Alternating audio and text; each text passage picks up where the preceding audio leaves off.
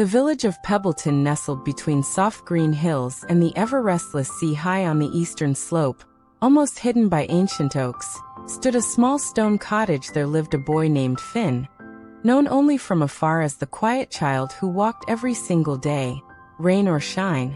Finn emerged. He moved with a distinct rhythmic sound, the soft thump of a worn leather boot followed by the gentle tap of smooth wood against packed earth. His path was always the same: a euro, down the winding lane, past the murmuring brook, towards the distant roar of the ocean. People watched him pass, their gazes a mixture of curiosity and something unspoken, something like pity mixed with awe. He never seemed to notice their stares, his own eyes fixed on the horizon where the sky met the churning water.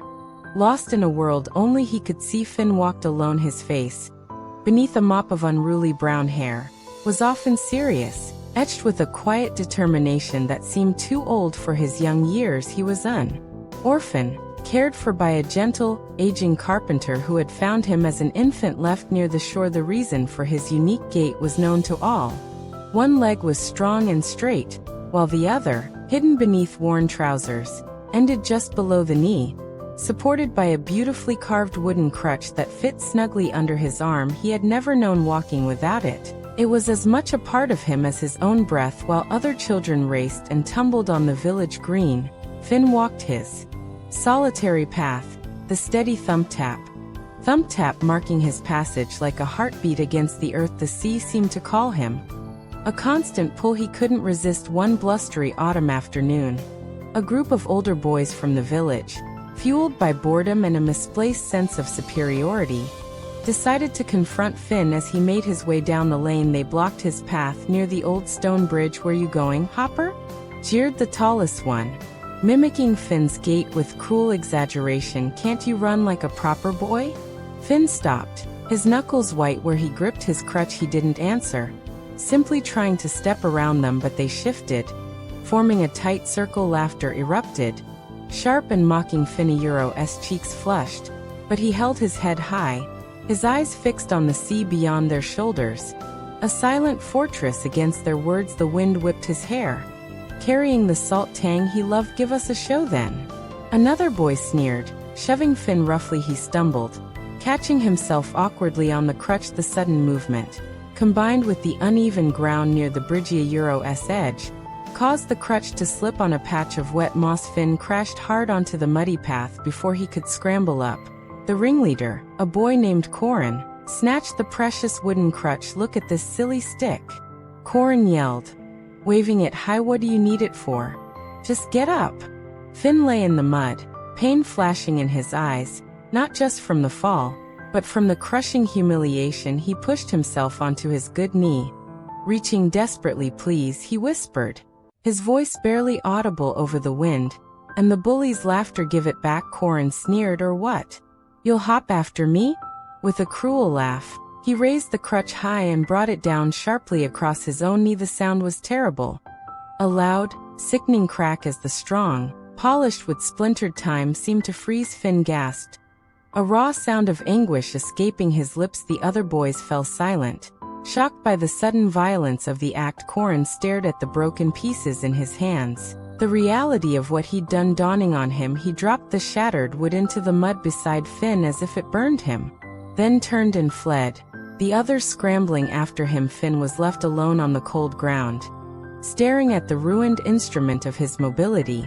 His lifeline shattered. Mud soaked through Finn's trousers, chilling him. Tears blurred his vision, hot and stinging, but he fiercely wiped them away. He looked at the broken crutch.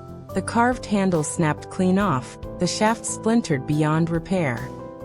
He looked towards the distant sea, its gray waves pounding the shore with relentless energy. A deep breath shuddered through him. Then, slowly, painfully, he pushed himself up onto his strong leg. Using his hands against the muddy bank for balance, he managed to stand upright.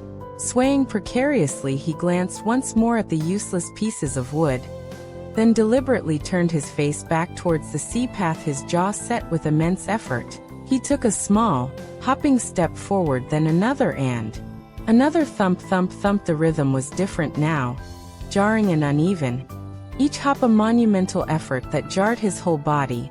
He didn't look back. He simply walked on, one agonizing hop at a time, towards the vast, indifferent ocean. Word of Corin's cruelty and Finn's astonishing response spread through Pebbleton like wildfire. Shame washed over the village, a palpable wave of regret. The next morning, as dawn painted the sky in soft pinks and oranges, Finn emerged from his cottage. His face was pale, etched with exhaustion from the previous day's ordeal and the sleepless night spent grappling with despair. He hesitated at the top of the path, steeling himself for the painful journey ahead. But as he looked down, he stopped, standing silently along the lane, lining both sides all the way down towards the brook, were the people of Pebbleton, men, women, children. Old man Harris, the blacksmith Alara, the baker with her flour-dusted apron, even Corin stood with his parents, his head bowed low, unable to meet Finn's eyes, and resting gently against the cottage gate, gleaming with fresh polish and strengthened with sturdy iron bands, was a new crutch more beautiful than the last, carved with intricate waves and seabirds. Finn's breath caught. He fitted the crutch under his arm, a perfect fit. Then, head held high, he began his walk. The rhythmic thump tap echoed in the still morning air, stronger than ever before, a sound not of limitation, but of profound courage. People quietly fell into step behind him, a silent, respectful procession walking with the boy towards the sea. Years later, Finn was still known as the boy who walked on, but the name held no pity, only deep respect. He became the village lighthouse keeper, his cottage perched on the cliffs overlooking the very sea he always sought every evening, as the beacon swept its comforting light across the dark, restless waters. Finn would walk the cliff path. Thump tap.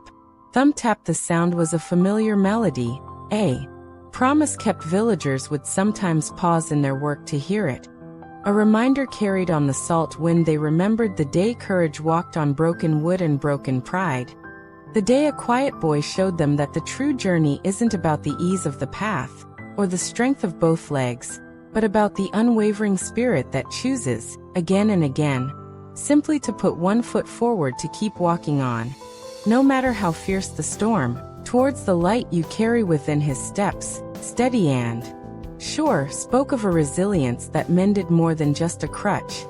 It mended the heart of a village, and every thump tap whispered the enduring truth. The greatest strength is found not in never falling, but in always rising, always walking on.